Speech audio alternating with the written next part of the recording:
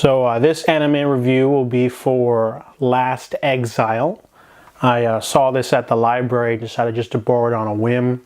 I read some reviews. They said that the animation is pretty good, but the story's kind of simplistic. I decided to check it out on a whim, and I'm glad I did. This is a science fiction, historical sort of steampunk adventure story about two couriers. Their airship, they fly around in their vanship. There's Klaus Valka and Lavi Head.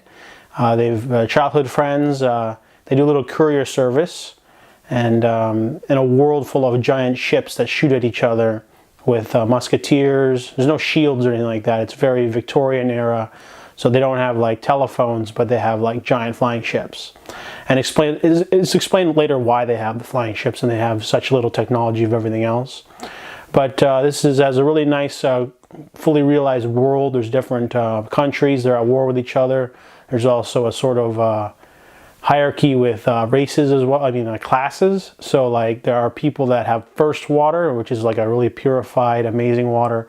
And then you get second and third, and you go even lower than that because some people are really poor. So the story, it's 26 episodes, but it's one of the things that almost killed it for me was that it's a very slow pace at the very beginning. The first 6 episodes is all world building, character development, and it's really slow. It starts off with Klaus and Lavi. They're delivering a message. They deliver the message, and they get a race, and they really stretch it over the course of these 6 episodes until the plot finally kicks in. They basically find another courier who's delivering a little girl for a purpose because she's got like something, a secret about her. So they take on the mission, and they get roped into a giant airship, which is notorious for being unsinkable, and they get involved with the whole crew there. There's a group of mechanics, there's a musketeer, there's the mysterious Alex Rowe. He's like the pilot captain. He's got his own mysterious past, and everyone seems to have agendas later. And they don't explore any of this till episode 7. So I almost stopped watching the series, but I kept going.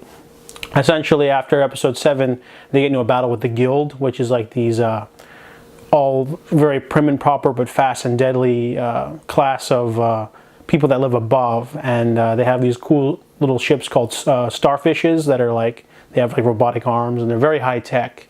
And the series also seems to like hold on to things till later, so you don't find out why the Guild has way better technology till way later. You don't find out about many things till later. It sort of holds it all on for later. So I liked how it keeps you invested by throwing twists at you, but way later. You know, payoffs come way later. I really like the animation. Even though it's 2003, it looks pretty good. And I like the story. One of the cool things after you start developing the world a little bit more, getting to the main narrative, there's a lot of cool airship battles.